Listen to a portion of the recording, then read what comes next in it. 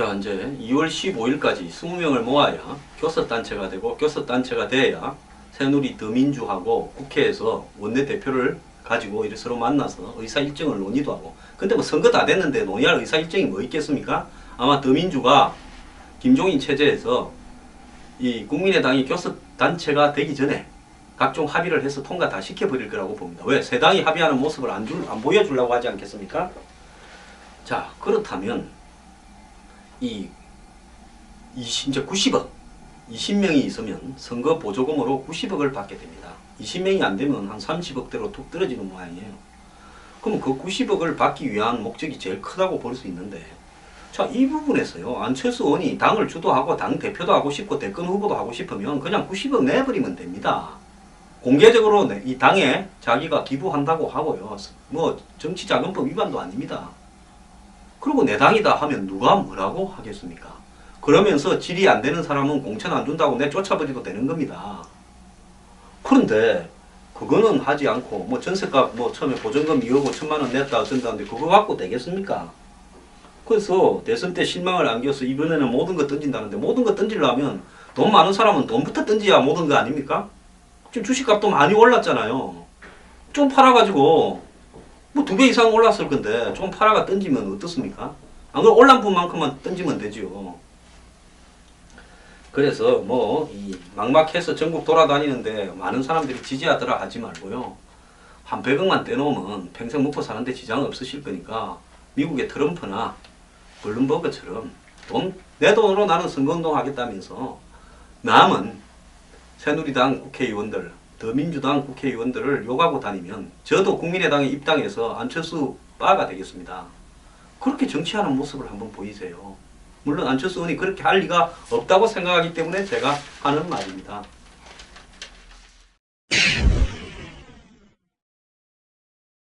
정대철 전 의원이 화가 났습니다. 이분 더민주에 고문으로 계시다가 건노가 고문과 더불어서 탈당해가지고 안철수 의원 쪽으로 갔죠. 자, 이분이 DJ 집안 덜쑤시더니 우리 가족도 덜쑤시냐 이렇게 이야기를 했습니다. 이 내막이 어떻게 된 건가 하면요, 김종인 위원장이 이제 비대위원장 겸 선대위원장이니까 급이 당 대표가 됐지 않습니까? 그래서 이분이 이제 그 대표 비서실장을, 보통 대표 비서실장을 현역으로 합니다. 그러니까 초선 중에 하나 골라라 해서 제일 나이 어린 사람이 서울에 있어야 또 자주 이 대표를 모시지 않겠습니까? 그러니까 정호준이라고 정대철 의원 아들이 지금 현역 국회의원이죠. 지역구 서울에. 그래서 이제 이 사람을 하니까 처음엔 전화를 거니까 당사자를 하겠다 했답니다. 그런데 이제 좀 있다가 김종인 위원장한테 정대철 고문이 전화가 와서 이제 DJ 집도 쑤시더니만 우리 집도 쑤시냐 하면서 화를 내고 확 끊어버리고 난 다음에 아들이 전화 와서 죄송합니다만 못하겠습니다 했다는 거예요. 자, 이 대목에서 언론들은 그냥 이 가십거리로 다루는데요. 자, 이 집안은 아주 명문가죠. 이 정일영 박사, 그 다음에 정대철 의원을 있고, 어머니도 굉장히 유명한 법조인이고 그러시지 않습니까? 그 3대째 지금 국회의원을 하는데 선수가 다 합치면 엄청날 겁니다. 10선이 훨씬 넘어요. 10몇 선 될 거예요. 정말 한국의 정치가에서 보기 드문 명문가인데요. 아니, 아버지가 사실은 이 후광이 있기 때문에 아들이 뭐 특별하게 뛰어난 경력이 있는지는 모르겠지만은 서울에 공천을 받아서 국회의원을 하고 있지 않겠습니까? 근데 본인이 탈당해서 갈 때 아들은 남기고 자기는 반대당에 갔다, 이렇게 결정을 했다면 아들이 만으로 45이에요. 만으로 45 넘은 아들이 아버지가 하라 말을 할 수는 없는 거 아닙니까? 서로 의견이 다른 당에 있으면 부자간이라도 정치적으로는 의견이 다를 수가 있는 거죠. 그런데 무슨 아들이 파파보이도 아니고 아들을 대표 비서실장을 맡아라 안 맡아라 하는 걸 아버지가 대표한테 전화해서 퍼부을 수가 있냐라는 부분입니다. 마찬가지로 김홍걸, 아까 DJ 집안 들쑤셨다. 김홍걸 씨도요, 신살이 훨씬 넘었습니다. 저보다 나이가 많을 거예요. 그러면 신살이 넘은 아들이 더민주에 가거나 뭐 어디 등산을 가든지 중국으로 가든지 지가 가고 싶으면 가는 거죠. 그걸 이호 여사를 만나서 어머니 저 가겠습니다 이렇게 해서 갑니까? 그래서 지금 도대체 대한민국에 잘난 부모 둔 사람 아들들은 뭐 여기저기 땡기는 데 많아서 굉장히 좋을지 모르겠는데요. 자, 이런 문제에 대해서 부모가 개입을 해가 이런저런 소리를 하는 것이 옳으냐라는 부분에서 저는 정대철 고문이 오늘이라도 아드님을 국민의당으로 데려가서 지금 17명밖에 안 되는데 빨리 3명 더 채워야 되지 않습니까? 아들은 현역 의원이니까 가면 18명 되지 않습니까? 그렇게 정리하는 게 맞다 생각을 합니다. 지금 그 남아있는 아들은 얼마나 당에서 남들 눈치가 보이겠습니까? 그러지 않겠습니까? 정치 도의적으로도 그러면 안 되죠. 부자가 생사를 같이 하셔야지.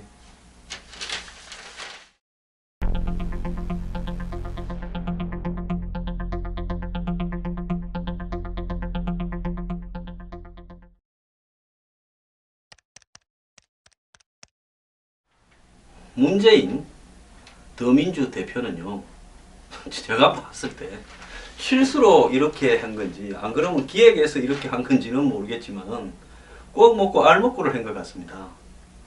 모르겠습니다. 이 정치라는 거는 내가 좀 멍청해도 상대가 더 멍청하면 이기기는 하는데요. 한번 보십시오. 정적들이 다 도망가 버렸습니다. 나가라고 하다가 안 나가고 버티니까요. 그 사이에 온갖 욕을 하면서 나가서 이제 다시는 오기도 어려울 겁니다.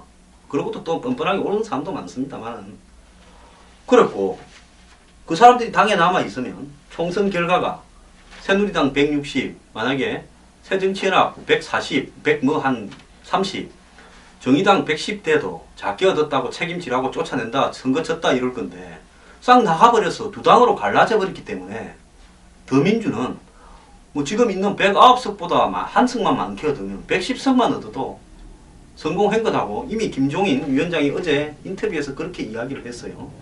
자, 그러면 문재인 대표는 이제 총선이 끝나고 당 대표로 물러났지만은 110석 얻었다 해서 쫓겨날 염려도 없습니다. 그러다가 김종인 씨를 넣어서 당에 무너지는 것도 다 막았고요. 또 김종인 씨로 상징되는 또 경제민주화, 경제불평등을 강조해서 대선까지 우려먹을 한 10번 정도 우려먹을 곰탕을 하나 갖다 놨어요. 지금 소곰탕을 하나 끓이고 있습니다. 총선 때 우려먹고 뭐 보궐선거 때 우려먹고 대선 때 우려먹을 거예요. 근데 우려먹는 게 한참 국민들이 배가 고플 때라서 곰탕 끓이면 인기는 좀 있을지 모른다 이런 생각이 듭니다. 그런데 이렇게 해놓고 이제 친노 핵심들 배치할 사람 다 배치하고 영입할 사람 다 영입해놓고 김종인 씨한테 선거 잘 부탁한다 하고 양산으로 내려갔습니다. 한 일주일쯤 양산에 쉬고 있는 척하면 또 다 와가지고 지역구 출마하라 다니면서 유세해달라 이렇게 할 겁니다.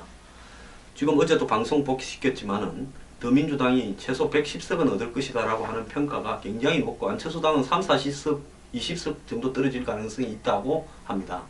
김종인 위원장은 뭐 어떤 사석에서 한 20석 정도밖에 안 될 거다 이렇게 이야기도 했다고 합니다. 자, 이렇게 되면 친노는요, 알던 일을 쑥 다 빼고 당을 자기 판으로 만들어 놓고 이제 끝나고 나면 다시 김종인 씨는 고생하셨습니다 하고는 그냥 접수를 또 다른 사람을 보내서 하면 되죠. 그리고 문재인 대표는 아마 대선 직행을 하게 될 거고, 이 선거가 졌다 하면 안철수 의원, 또 뭐 지금 존재감이 점점 떨어져가는 박원순 시장은 이 대선에서 멀어지고 있습니다. 자, 여기서 이제 딱 하나 남은 게 뭔가 하면 김종인 씨가 그리 만만한 사람이 아니라는 게 지금 남아 있습니다. 김종인 씨는요, 굉장히 고집이 세고 자기에 대한 이 애착이 강하고 자존심이 세고 자아가 강한 사람입니다. 그래서 저분이요, 오늘 뭐 광주 5.18에 대해서 사과를 해가지고 국보위 참여 부분에 대한 사과를 한 거는 오늘 말도 좀 더듬더만요. 진짜 하기 싫은 일을 했을 거예요. 저분의 성격으로 보면요. 이분도 야심만만하다고 봅니다. 저분이 뭐 연세가 78세라서 한번 도와주고 뭐 야당이 살아나기 위해서 한번 살려놓고 가겠다 이러는데, 그거를 78세 연세에 와서 굳이 하고 또 가고 하려고 하는 분은 없다고 저는 보고 있습니다. 사람의 욕심은 의지하고 결부되어야 성공할 수 있는 거거든요. 그렇기 때문에 지금 김종인 위원장은 컷오프 20%에 탈당자를 빼고 하겠다고 이야기를 합니다. 원래 125명이 있었는데 127명이 있었는데 20%를 물갈이하면 25명을 잘라야 되는데 지금 집 나간 사람이 18명입니다. 지금 109명 남아 있거든요.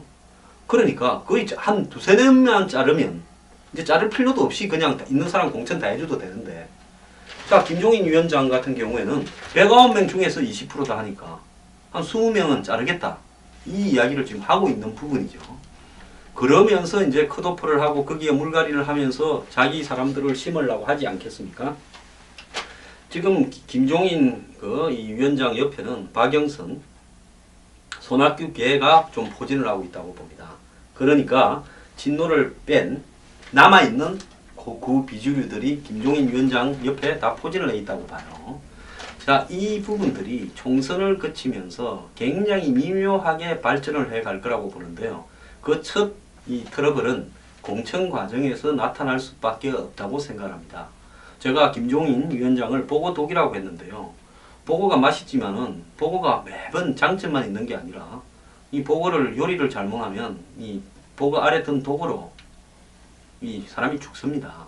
그렇기 때문에 김종인 위원장이 지금까지는 문재인 대표와 적절하게 서로 간에 이렇게 이 합의를 하면서 가고 있는 모습은 보여요. 근데 향후에 계속 이렇게 적절하게 합의를 해서 원만하게 갈 것인가 하는 부분에는 저는 좀 두고 볼 여지가 많다고 봅니다.